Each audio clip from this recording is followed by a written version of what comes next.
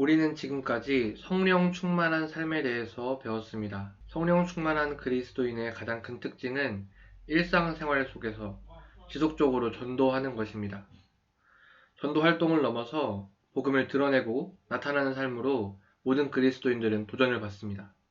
전도에는 성경 공부나 기도로 얻는 것과는 또 다른 특별한 기쁨과 감격이 있습니다. 하지만 안타깝게도 전도하는 그리스도인들은 매우 적습니다.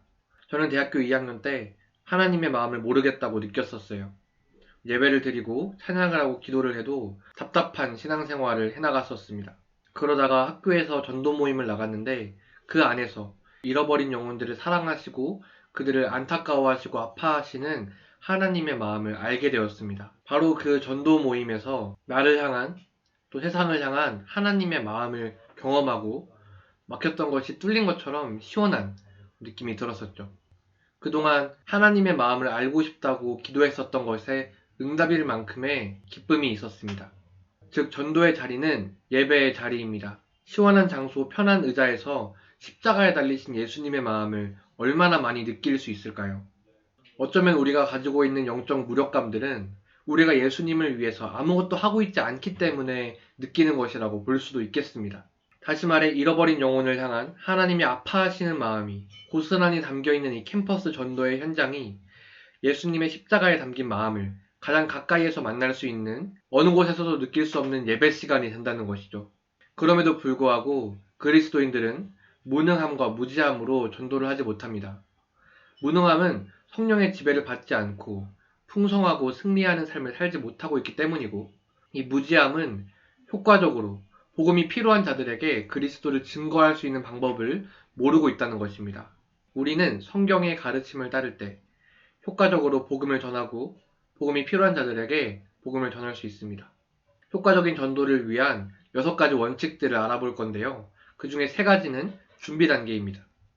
준비 단계에서 가장 우선되고 중요한 것은 영혼의 호흡을 통해서 성령 충만을 믿음으로 확인하는 중에 있어야 한다는 것이죠. 두 번째는 예수 그리스도를 전하기 위해 준비하는 것입니다. 베드로전서 3장 15절에서 16절은 5가지 키워드로 어떻게 복음 전도를 위해 준비할 것인지를 말하고 있습니다. 첫 번째는 우리 마음의 거룩함, 구별된 태도가 있어야 한다는 것이죠. 그래서 소망에 관한 이유를 묻는 자들에게 대답할 것을 준비하고 있어야 합니다. 베드로는 이러한 것들을 온유함과 두려움으로 하라고 말하고 있는데요. 하나님이 진리를 알게 하시길 하나님이 마음 주심에 부드럽게 반응하는 겸손한 마음이 성경이 말하는 온유함입니다. 또 두려움은 통치자 되시고 인도자 되신다는 하나님을 믿고 두려워하는 마음을 가지고 있어야 한다는 것이죠. 그 준비의 마지막은 기도인데요. 우리 생활의 순간들을 결정하는 주권이 하나님께 있음을 인정하는 신뢰의 표현이 바로 기도입니다.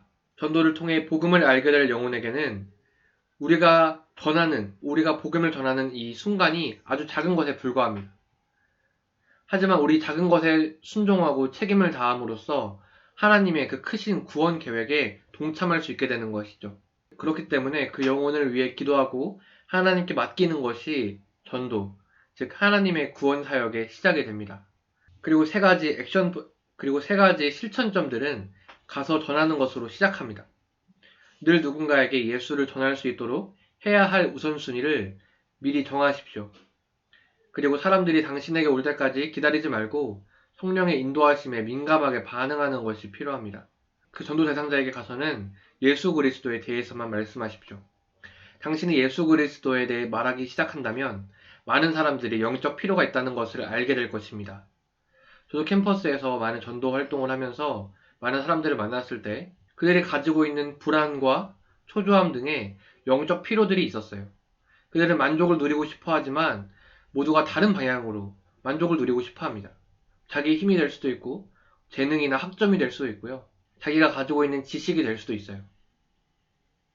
우리는 그들이 가지고 있는 관점을 깨뜨리고 예수 그리스도를 강요하는 것이 아니라 그들이 가지고 있는 영적 필요에 공감하고 그들의 영적 필요를 예수님으로 채울 수 있도록 제시하고 도와주는 것이 복음 전도의 시작이 되겠습니다. 그래서 사도 바울은 어디를 가든지 그 대화의 초점이 예수 그리스도에서 벗어나지 않았고 어디를 가든지 증인으로서 만나는 사람에게 자기가 만난 예수 그리스도를 전했습니다. 사랑으로 여러분의 전도 대상자들에게 그들의 영적 필요를 듣고 그들의 영적 필요를 예수님으로 채울 수 있도록 도와주고 그들을 위해 기도하고 복음을 전하십시오. 이 실천의 마지막은 결과를 기대하는 것입니다. 성공적인 전도는 성령의 능력 안에서 예수 그리스도만을 전하고 그 결과를 하나님께 맡겨드리는 것입니다. 전도와 영혼 구원은 오로지 하나님만이 하실 수 있는 것입니다. 성령께서 그의 마음 안에서 그가 죄인임을 깨닫게 하시고 예수 그리스도가 필요함을 깨닫게 하시고 회심시켜야 합니다.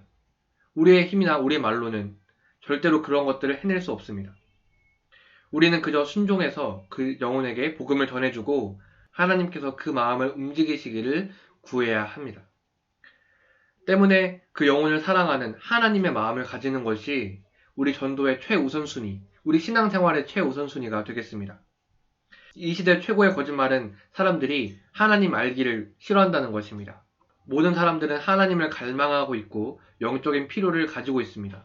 성령만이 그것을 깨닫게 하시고 그 사람을 회심시킬 수 있다는 것을 믿는 마음으로 결과를 기대하면서 하나님께서 그 사람에게 하실 일을 기대하면서 영혼을 품고 그 사람에게 나아가 영적인 필요를 듣고 복음을 전하는 여러분 되기를 바랍니다. 이번 주 액션 포인트는 우리 주변에 있는 태신자를 찾고 복음을 전하기를 작정해 보는 것입니다. 태신자란 태어나서 한 번도 복음을 들어본 적 없는 예수님을 알지 못하는 사람들입니다. 그 태신자를 위해 하나님께 기도하는 시간을 가져봅시다.